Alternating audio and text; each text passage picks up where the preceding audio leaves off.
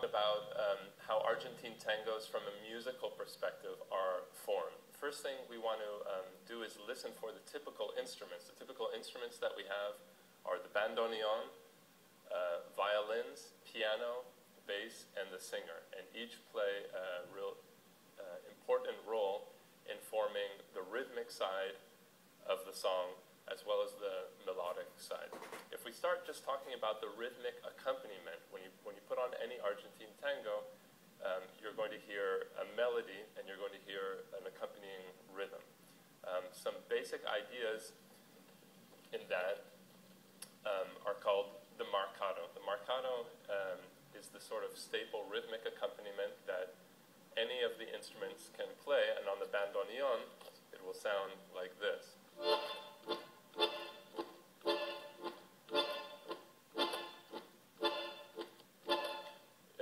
What you'll notice is that it's very accented, it's short and sharp, that it's not played really long, that it has a certain bite to it. And musicians will refer to this type of marcato as a marcato in 4.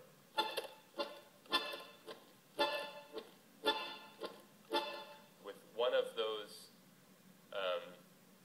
pieces being accented and the other being unaccented. And so that gives us a sense of where the slow beat lies and where our quick slows lie when we actually dance. Another type of rhythmic accompaniment is called a marcato in 2, and that sounds like this.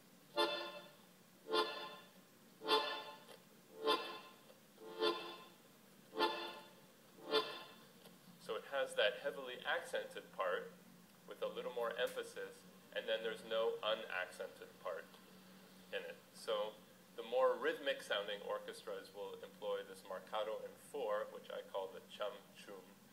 So it keeps going chum-chum, chum-chum. And the more lyrical orchestras or dramatic orchestras will be using more the marcato in 2 with just the chum, chum, chum. So when you hear the marcato, that's sort of the fundamental or base rhythmic accompaniment that we have. On top of that, we have certain highlight rhythms that we use. One is called the syncopa, which is a syncopation, and it sounds like this.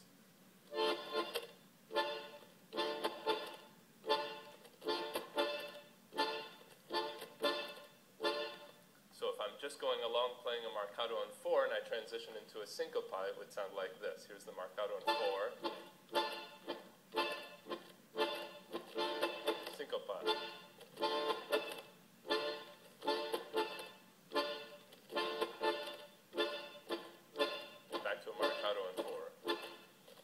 So when you hear the syncopa, it will only be played several times, and it's not always played in a location that's formulaic.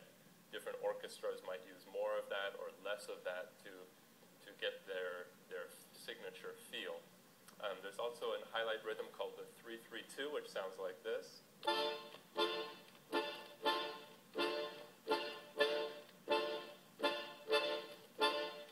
A sort of long, short, long, short, long, short. Again, that's going to be used as a highlight rhythm in the same way that the syncopa is being used. Sometimes you'll hear what's called pesante. Pesante is just a long, drawn-out sort of rhythm that accompanies more lyrical sections of a tango. That would sound something like this.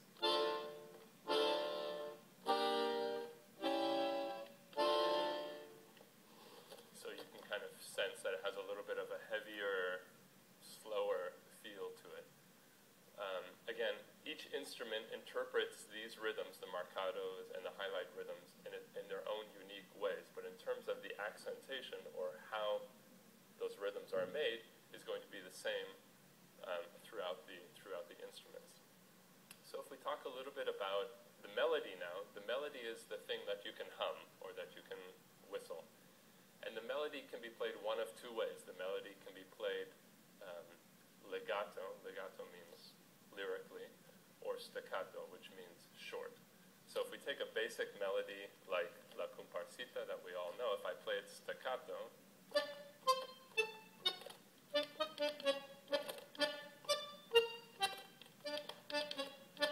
that would be interpreted in a staccato fashion or a very short, sharp, rhythmic way.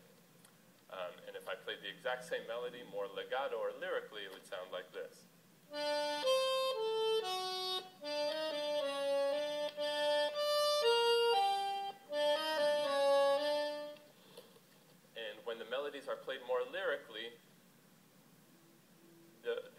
whoever's playing the melody tends to mess with the time a little bit, and that's something that's called rubato, a musical term. Rubato in Italian, that means to steal, and what's being stolen is time. So you wouldn't play it exactly on time. You would stretch out one note a little longer and then play the next notes a little bit shorter in order to catch up, and that gives the song a very certain expressive quality to it. When the notes are being played staccato or very short and sharp, the orchestras always play them precisely in time in a very short, rhythmic manner. So any instrument can play the melody. Typically the bass doesn't take the melody, but the piano, bandoneon, singer, or violin tend to take it. There's also something called the counter melody, and the counter melody is a second melody that will be happening concurrently while the melody is being played. So again, the layering would be you have the rhythm section playing a marcato or a syncopa or a 3-3-2 or pesante. Then on top of that, you have the melody.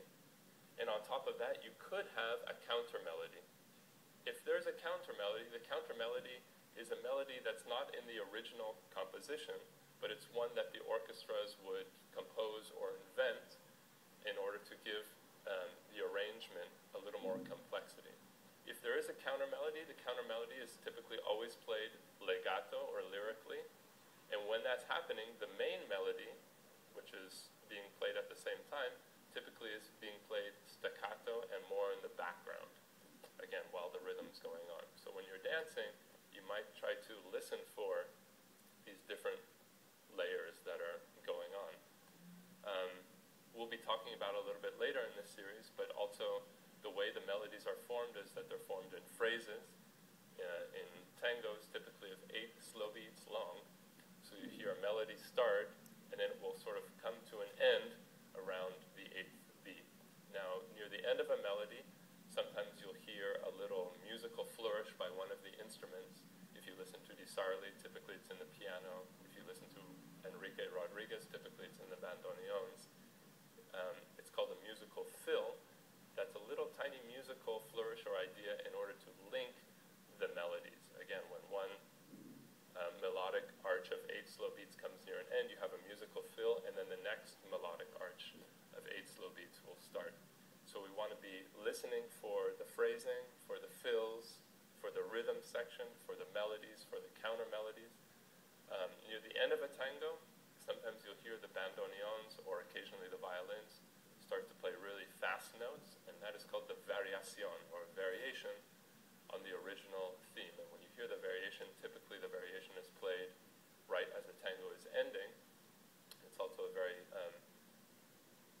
idiomatic thing that happens in Argentine tango, the variación.